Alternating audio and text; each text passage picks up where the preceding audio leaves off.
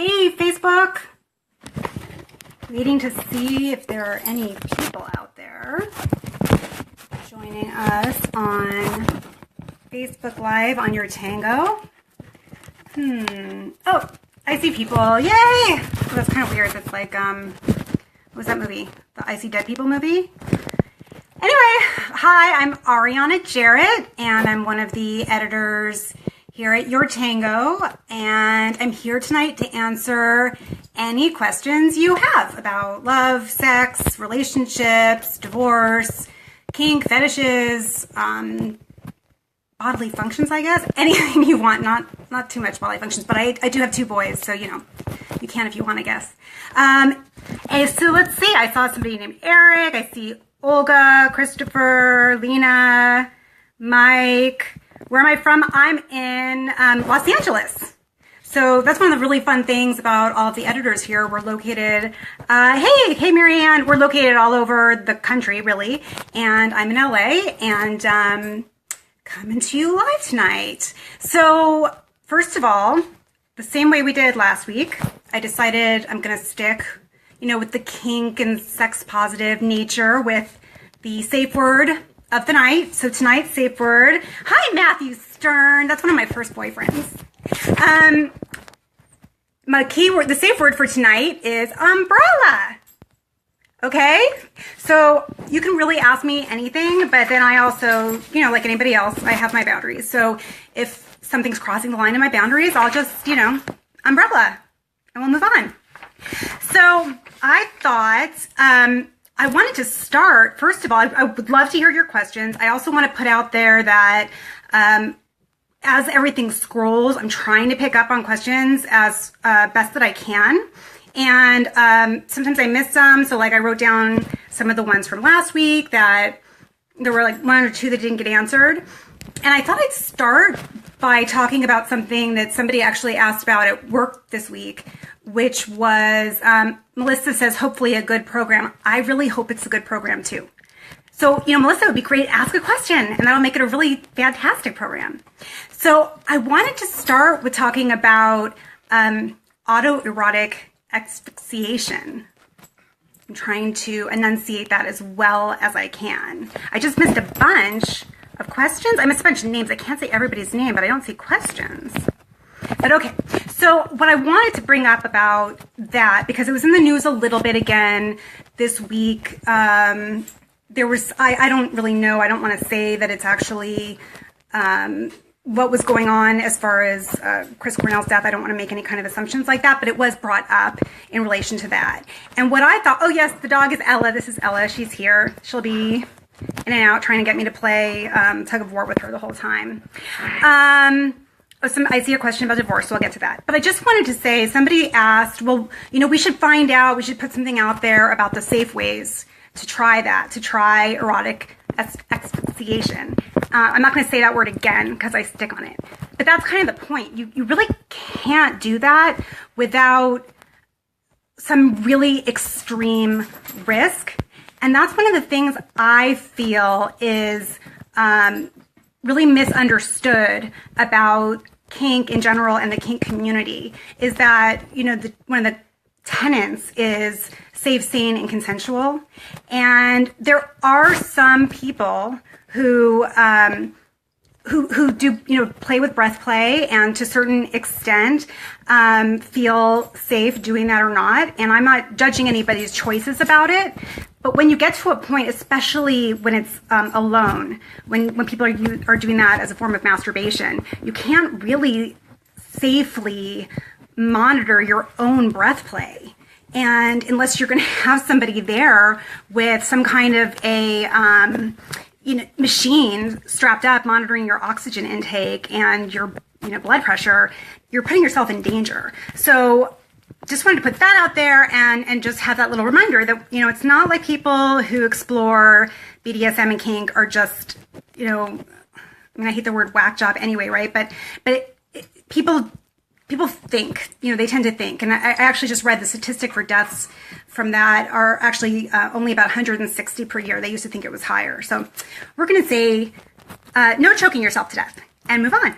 So I saw there was a question. Crystal said, how long can a divorce take? My boyfriend has a young kid. So, Crystal, I'm assuming you mean your boyfriend is getting a divorce, and you're wondering how long Kim asked me to explain, I think, what autoerotic asphyxiation was. I'm going to just go back to that really quick. That's when you either tie something around your neck. Some people put bags over their heads, and it's a way of cutting off your air supply, not with the point of actually killing you. You don't intend to kill yourself. The intention is that when there's something about the way the oxygen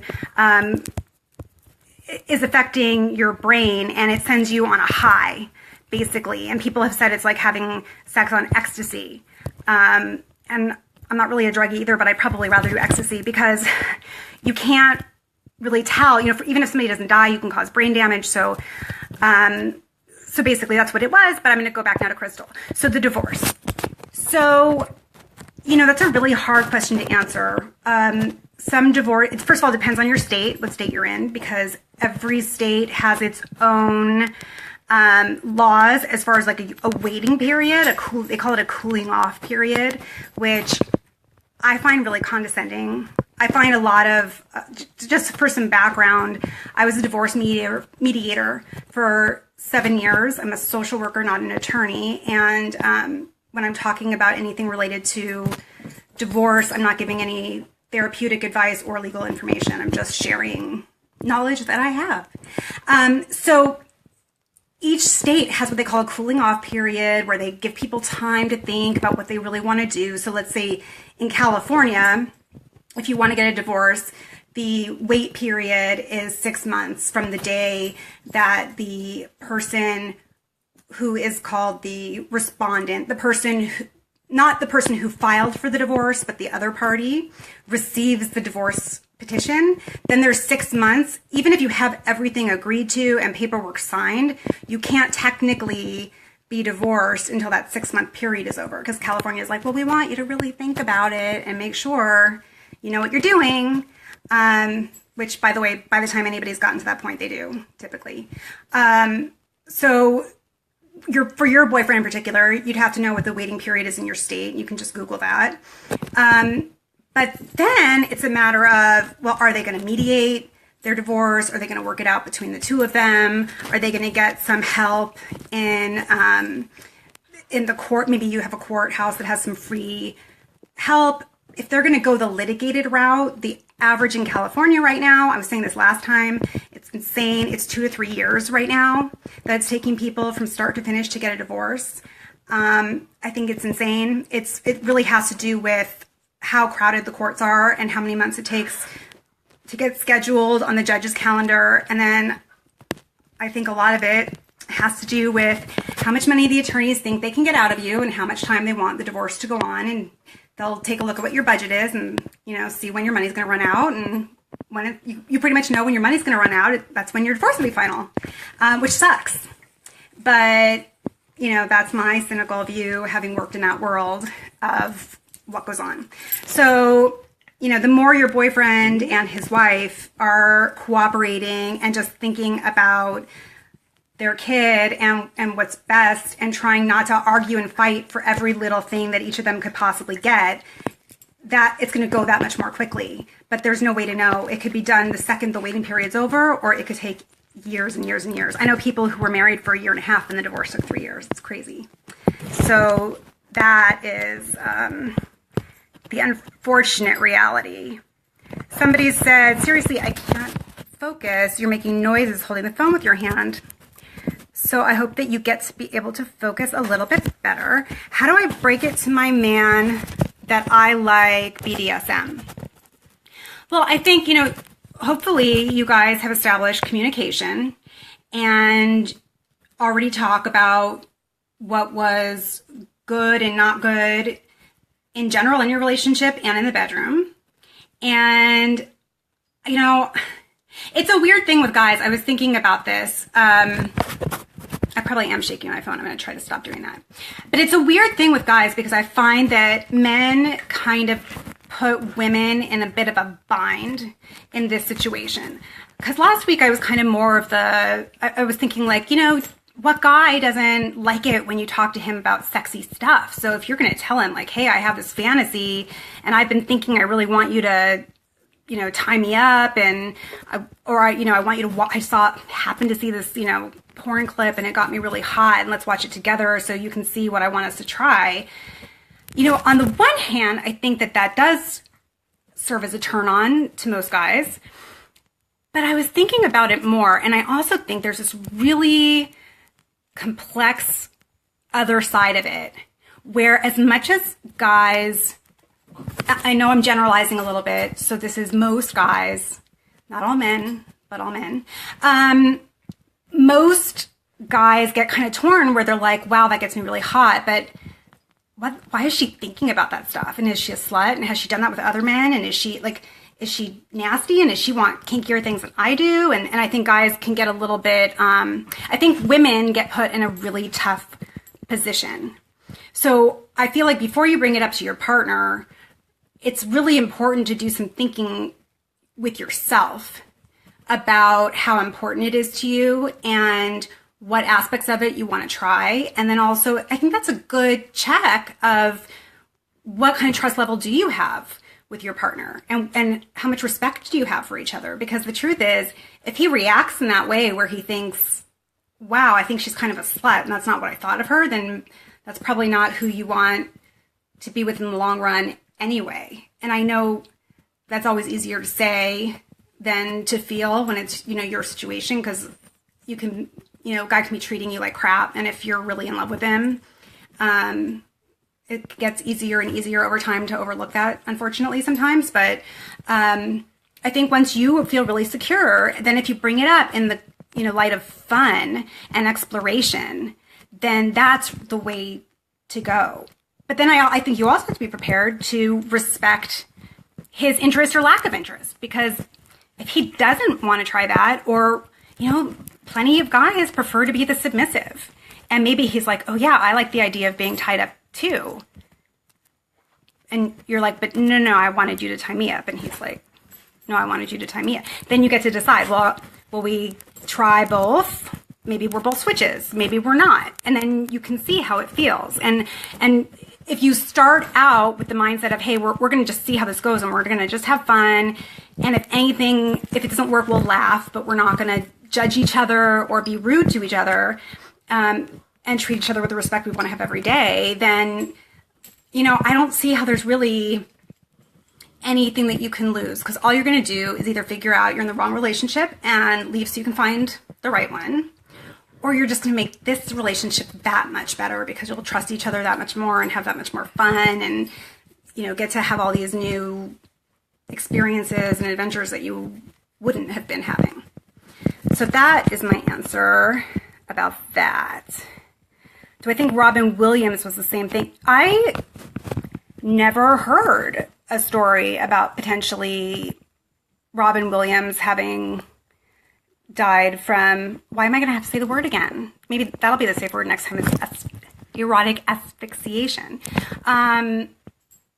I don't know, and I don't really want to speculate. I think that with all of these things, it's unfortunate because we want to know about celebrities and we want to know about anybody because humans are curious, but I never heard that come up in relation to that story, so I'll just say that.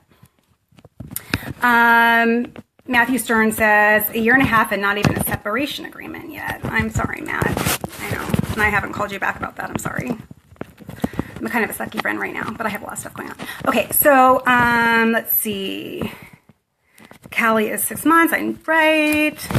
Let's see if there's any other. A lot of people talking about where my ex walked out on the mediation. That's the thing. The thing with mediation, for those of you who don't know what mediation is, everybody thinks about divorce and the first thought that they have is, I have to get a lawyer. I need the best lawyer I can get. And the truth is, mediator doesn't have to be a lawyer. Sometimes they're lawyers. In family law cases, my personal bias is I think it's good to have somebody who has a background in mental health, because this is not just a legal issue. It's also a family issue and a relationship issue. emotional, there might be mental health issues involved. So I think it's personally good to have somebody who has more of a balanced background outside of the legal stuff. But the thing with any mediation is it's a voluntary process where both parties come together and the mediator acts as a neutral third party. So they have no interest in whether or not the husband or the wife does better at the end. It's better for a mediator for everybody to walk out happy and satisfied. Like what they say at mediator school a lot of the times is that the mediator's client is the case, not either party. And it's that mediation itself and getting it resolved and helping people understand what's at the core. You know, there was one case that I mediated where we spent, I think, 3 hours mediating over a aluminum ashtray that the couple had stolen from a restaurant on their engagement trip to Italy. And it was worth zero as far as actual financial value. But they spent 3 hours of time in mediation because there was so much emotional baggage attached to that piece on each of their sides. And so we had to get through each little piece of it. And, you know, if somebody wants to get up and walk out at any point of the mediation, they can. It's always voluntary. So that's unfortunate when that happens. You know, and maybe it wasn't the right mediator, and not everybody is a candidate, unfortunately. So sometimes you do have to go through the legal system. There's no choice. Okay.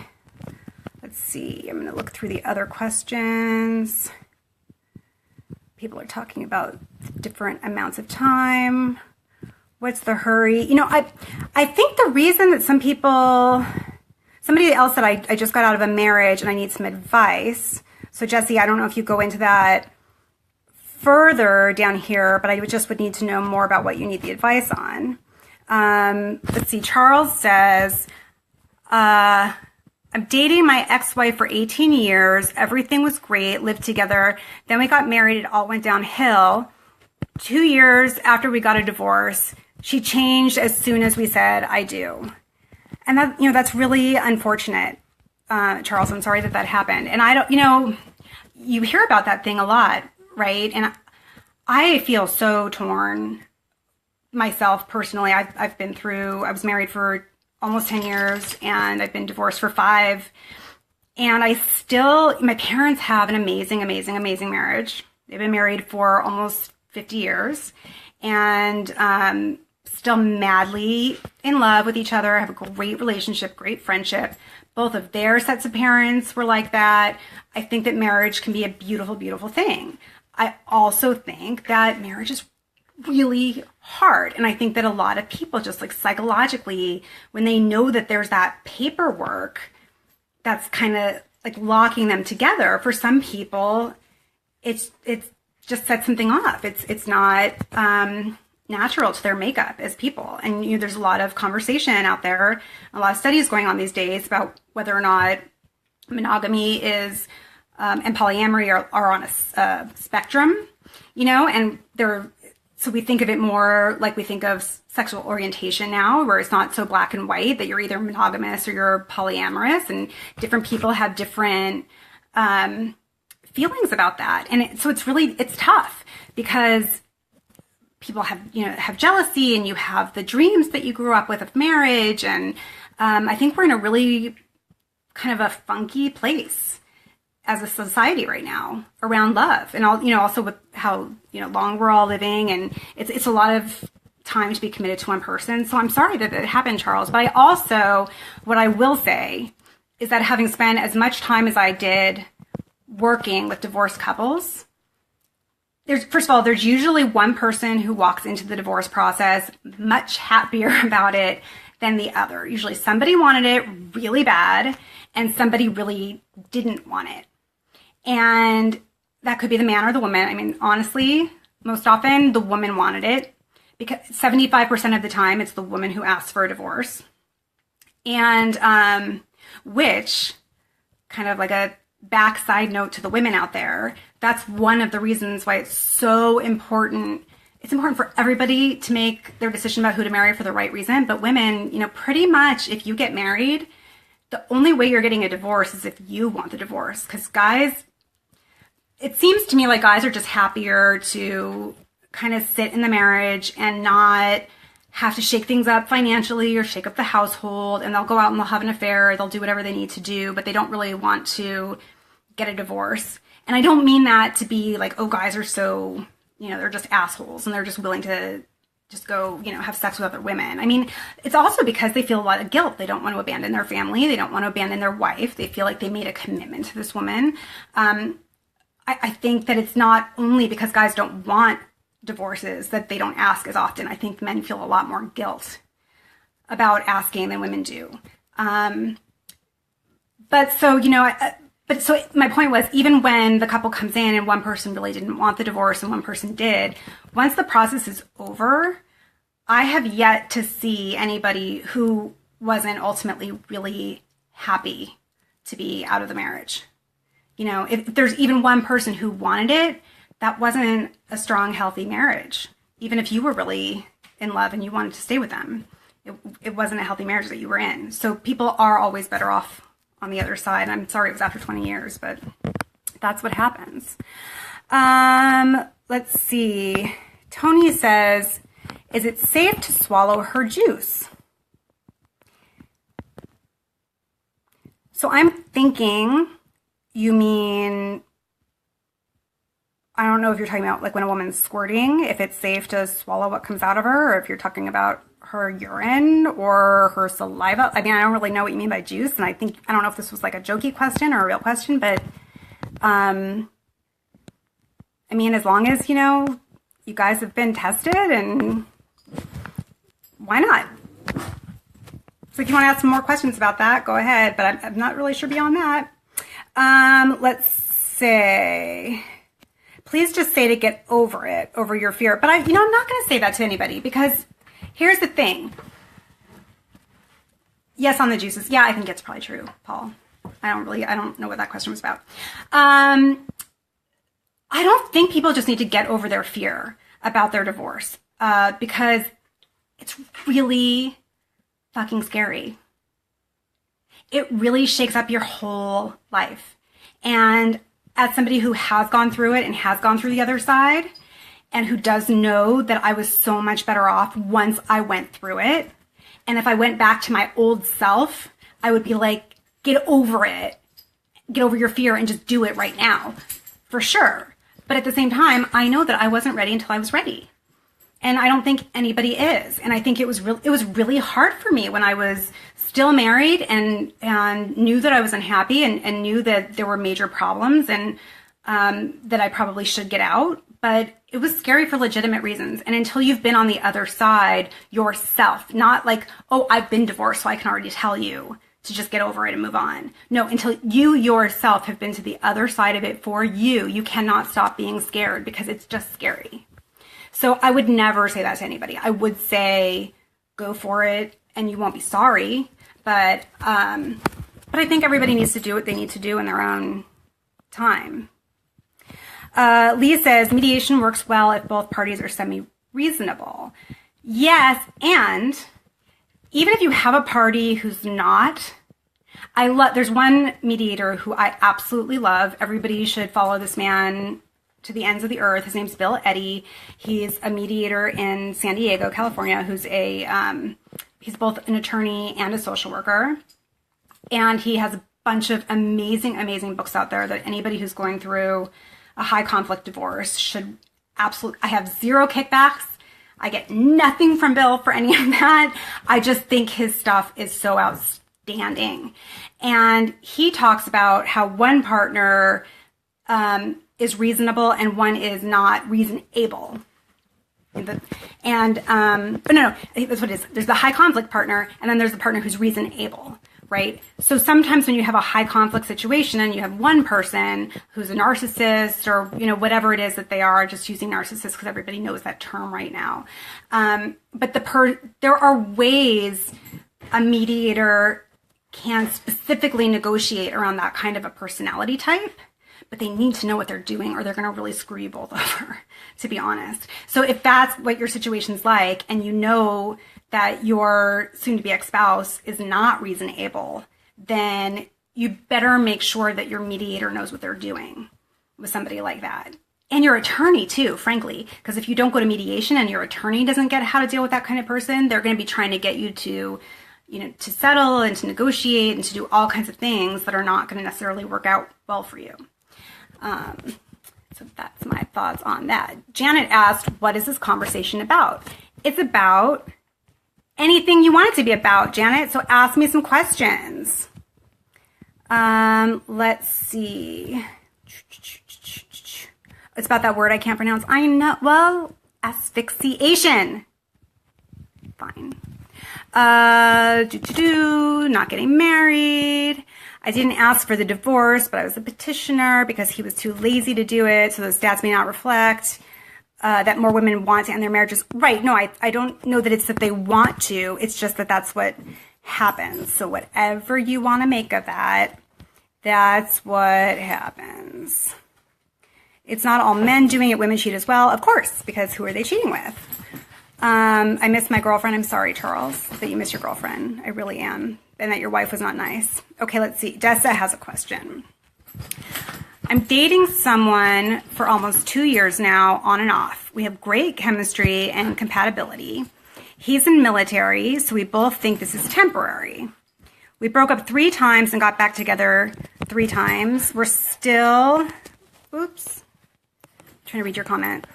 We're still seeing each other, but I'm not sure if this is normal or where it will go. I'm afraid we'll both get hurt. What do you think I should do?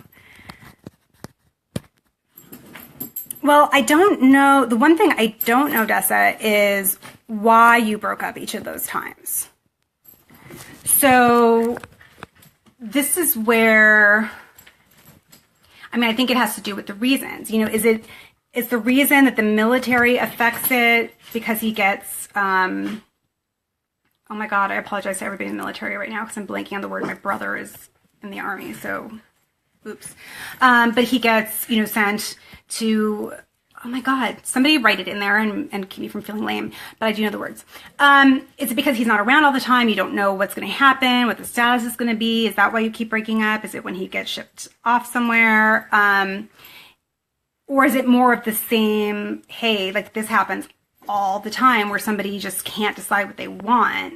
And so they break up and they get back together, or they fight, or they have things that they don't agree about, or they keep rubbing each other the wrong way. But then there's the passion and they come back together. I think that what's really important to look at is the reasons why you keep breaking up and getting back together. And if those reasons seem to you like they make sense, like maybe it makes sense that if you think he's, going to be in the Middle East for 6 months, that you should break up so that both of you can not feel, tied or whatever it is while he's gone, then I think that's reasonable and doesn't necessarily reflect on your compatibility together.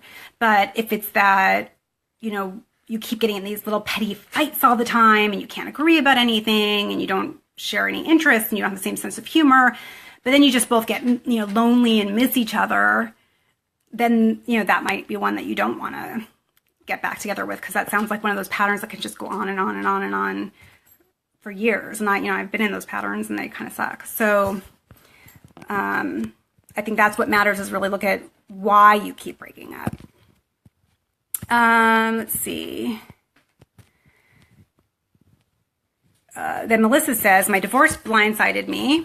I healed and then he changed his mind. I was a changed person by then and couldn't go back. How do you manage that decision? Well, it sounds like you managed that decision.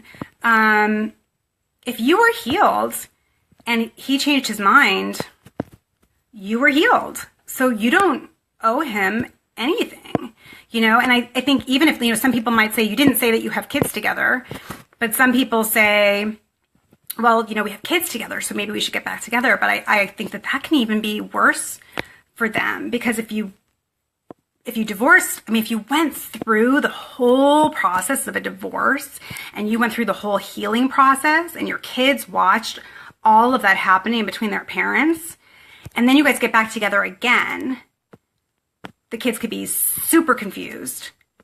And then if you break up again, you're just talking about a mess. And it sounds like you're not even saying, he changed his mind and I do still love him. So I want to go back to him, but I don't know if I should trust him.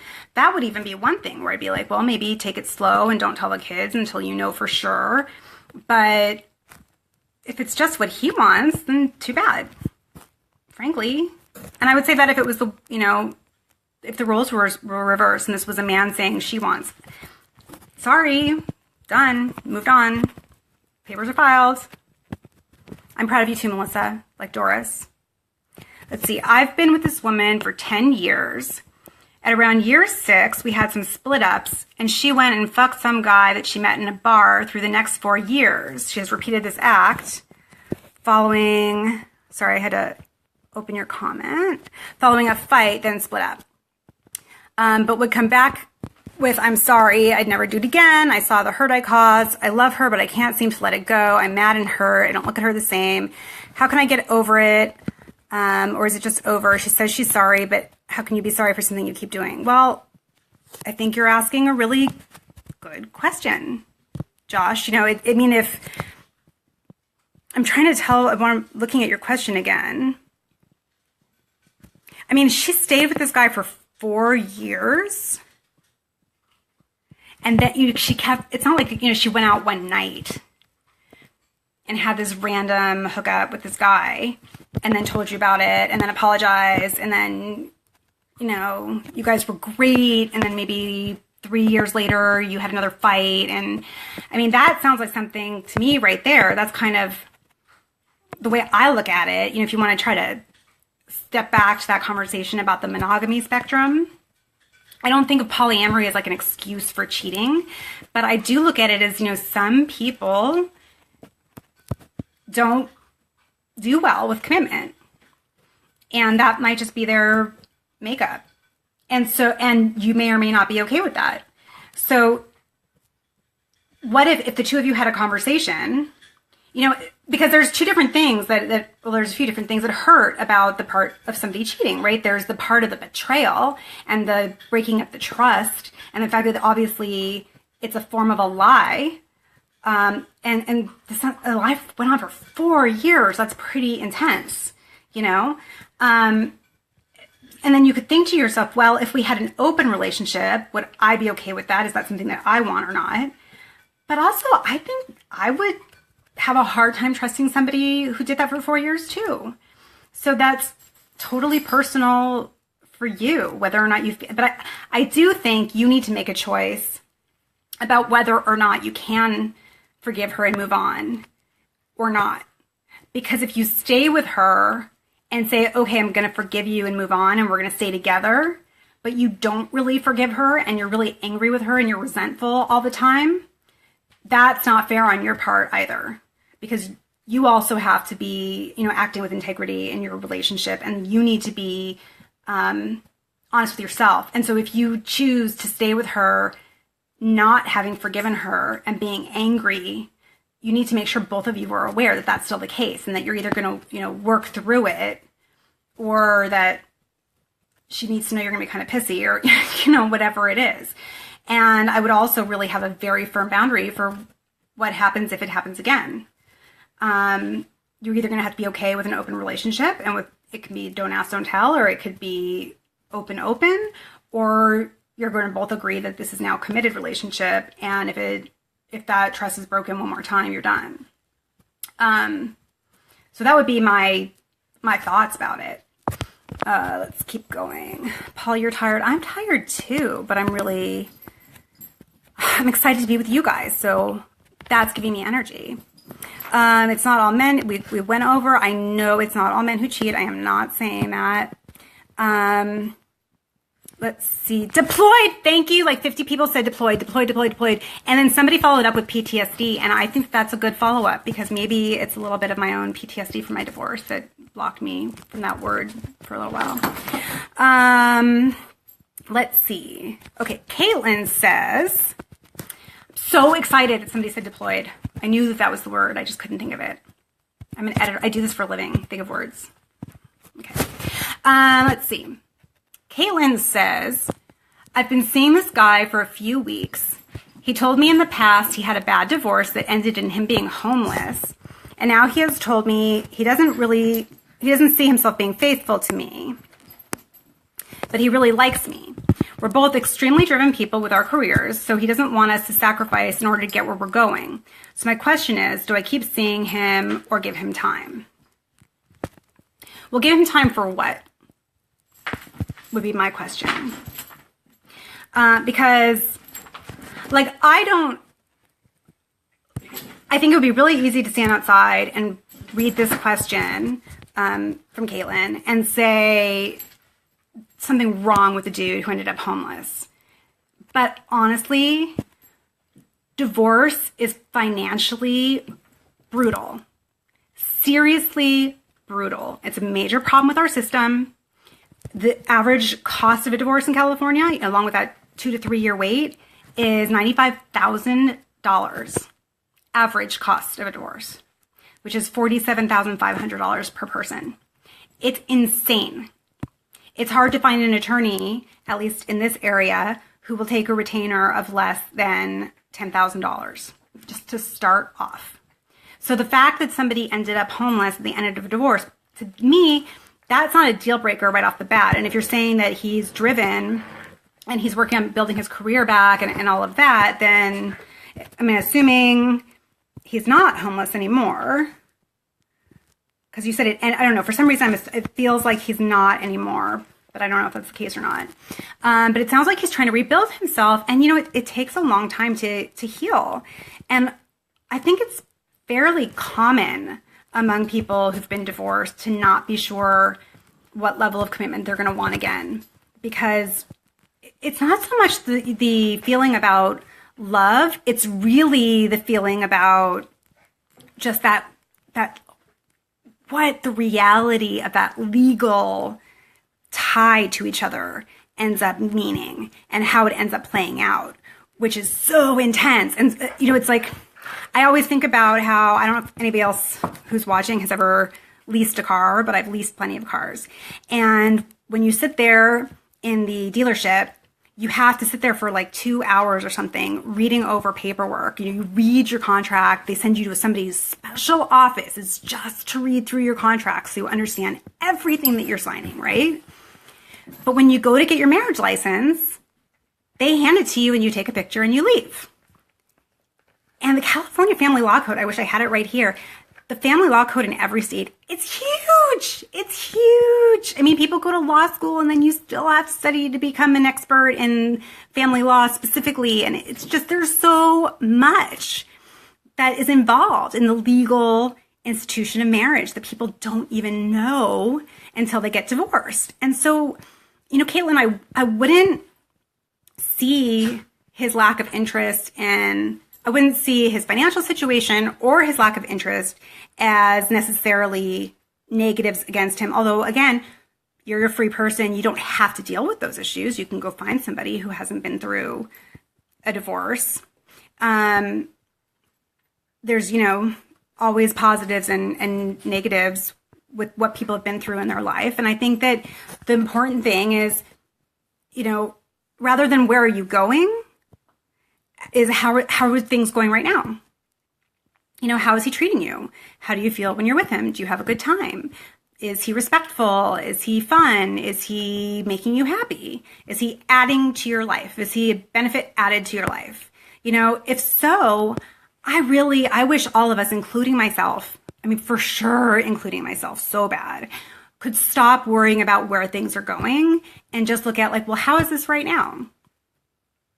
And I think a lot more of us, if we just looked at how are things right now, I think we'd do two things. I think we'd either go farther in the relationships that make us happy, or I think we'd get out of relationships that don't make us happy a lot more quickly. Because I think sometimes people think, well, this is going to end up in marriage. It's going to be how I get my babies, and it's going to be how I do what I'm supposed to do with my life as the good person, right? And so therefore, even though I'm miserable right now, I'm going to stick here because of where it's going.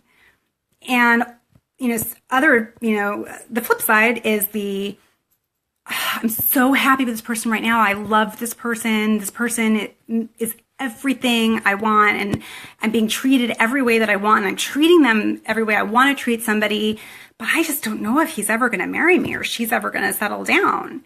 And so you ignore the happiness that you're in right then. So, my suggestion with Caitlin would just be, look at the right now and see how that feels for you and if you trust him and if you're happy. Let's see. Alex says, my girlfriend says it's all about size. I don't think it is. It's how you use it. What do I say to her? Well, I feel like, I don't know, what kind of a message was she trying to send you? If she said, when she was saying it's all about size, did she mean it's all about size and your size is perfect? Which is a nice compliment, right? Even if you think that you're not using it to the best of your ability yet, then start using it to the best of your ability, right? If she said it to you, like, to put you down, or she said it to you saying that you weren't enough to satisfy her, why did she need to say that? Or why did she need to say it that way? I mean, personally, I think that whole size issue, I mean, there's so many different studies about it, right? And some say it matters and some say it don't matters. And just from my own conversation with my friends, I mean, I think it matters to some people and it doesn't matter to other people. And in some people, it matters in the way you would expect, which is they want, guy is, sorry, that was just Ella's toy. They want a guy as big as they can get. And some women are like, it matters because I don't want a guy who's that big because it hurts or it's this or that or whatever, So I'd want to know why and how she said it to you and what she was, saying about it. If she doesn't like how you're using it, then go use it with somebody else, right? No matter the size, you can't do anything about the size. If it really matters to her and you're not measuring up, you're not going to. So her problem, right? Why shouldn't both of you go be happier with somebody else? And if she doesn't like how you're using it, well, then she could say that in a much nicer way. I don't know. I don't like that she did that. I'm sure she's very nice. But it's weird to me that she would just, say it's all about size, somehow implying that yours was not up to snuff. That'd be strange. Rosalind says, how soon should you date after a death? And I'm just going to say that is totally personal to me. I'm not going to ever say anybody should date a certain amount of time after a divorce, after a death, after a breakup, after a whatever. I mean, I don't know. I don't know what your relationship was with the person who died and how close you were or weren't. So I think that one's really hard. Let's see. Could we limit answers to 30 seconds? I don't think I can. Thomas. Sorry. Okay, let's keep going. Let's see. I'm trying to get to a question. And I think I don't see any more questions, just this comment. So I'm going to take a question. We have about 5 or 10 more minutes. So I'm going to take a question from one of the ones that was left over from last time. So somebody asked last time, they said, what about delayed orgasms?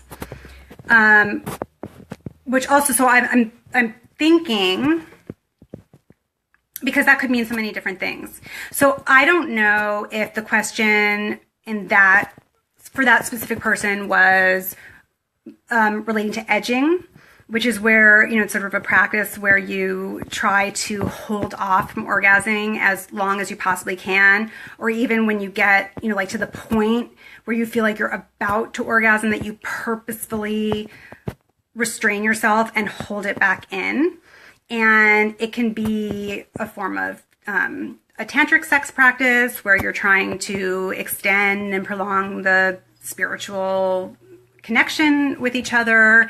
I'm not a tantric expert by any means, but there's something about not, releasing that energy, because you're keeping the energy flowing between the two of you.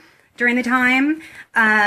There's also, you know, more like as a BDSM practice, some people have forced chastity and or forced orgasms, where it's more of it's a power exchange dynamic, and where the dominant, who, you know, in a chastity relationship, they're called the key holder, but the dominant will let the submissive know when they can or can't orgasm, and so they might not let the submissive orgasm for hours or for days or weeks or, you know, however long it's going to be, and they, you know, give them orders about how long they have to either masturbate or be, you know, be played with or have sex or whatever they're going to do without being able to orgasm until then they're finally given, you know, they're finally told. I won't say given. They might be given the chance to release, or they might be told to.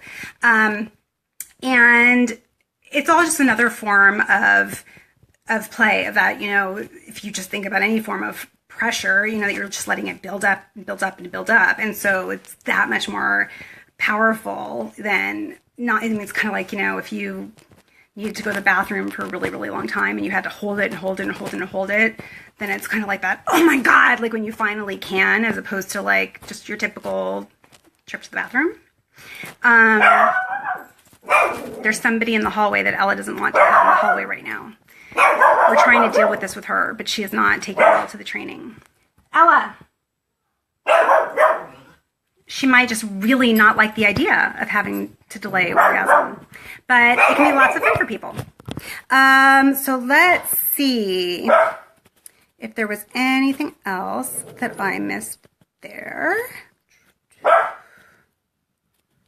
I'm glad somebody's balls feel good. So let's see if I missed anything.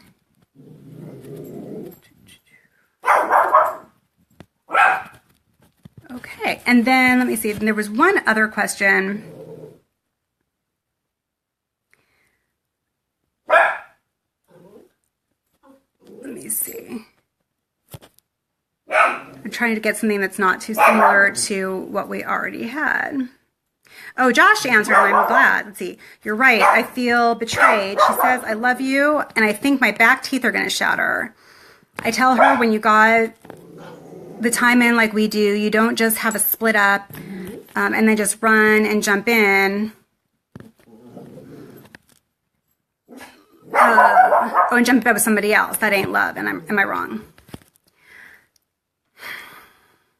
See, that's another one, you know, I think you're mixing up a few different things there. You know, I mean, I think, if you feel betrayed because you had a committed relationship and she cheated on you, of course you feel betrayed. And of course you're right to feel betrayed. Ella, enough. Okay. You know, of course you feel betrayed. And so of course, you know, that makes you question it when she says, I love you, of course. On the other hand, if you were, I feel like I'm talking about the Ross and Rachel thing with friends, but if you were on a break or if you had kind of broken up, you know, I do think that sometimes people go out and get together with somebody else right away because they think that it's going to somehow make them feel better. That somehow, not that it's going to replace you, but that, you know, oh, if I get my head wrapped around this other guy for this night, then I won't feel so sick. Like, you know, it's when people can't handle the pain of that being alone for that night. And so they feel like, well, if I just have this other person spooning me tonight or having sex with me tonight or whatever it is, that somehow that'll make it go away. And I think that most people who've been through that end up finding out that it doesn't help that much in the end. But I don't think that just the fact of her having had sex with somebody else right away, even if it was that night, that doesn't mean that she doesn't love you. Even if you hadn't broken up and she had sex with somebody else, it doesn't mean that she doesn't love you. It means that she had that having sex with somebody else was her coping mechanism for whatever she was feeling about what was going on between the two of you. Now, that doesn't mean you have to be okay with it, but I wouldn't say that that necessarily means that she's not in love with you or she wasn't in love with you. But I think 4 years of keeping up with somebody is a really long time, and it's a long time to be holding that as a secret from you. And so to me, that's almost the more troubling part of the whole thing. Let's see. And Charles said, the one thing I've learned is the best part is when a woman's eyes go to the back of your head, you know you're doing a great job. Well, I just can't argue with that because I haven't had that experience with women, but I like it when my eyes roll back, so I guess that's all I can say. All right. Thank you, Lee. I might get a web camera. I'm going to say goodnight because the questions seem to be done and Ella seems to be chatty, but I had a great time talking to you guys. Thank you so much. Thank you for sharing all of your questions. Oh, Josh, 10 years that you were together total, but 4 years she was cheating, right? I think that's what you said. If you type it in, I can probably see your answer. You said you were together for 6 years and then she cheated for 4 years. I'm pretty sure. I think so. All right. Well, I'm going to head out for the night. It was great seeing everybody who joined. Thank you so much. And I'll be back next Sunday, same time, 7:15 Pacific, 10:15 Eastern. And I can't wait. Okay, see you then. Bye.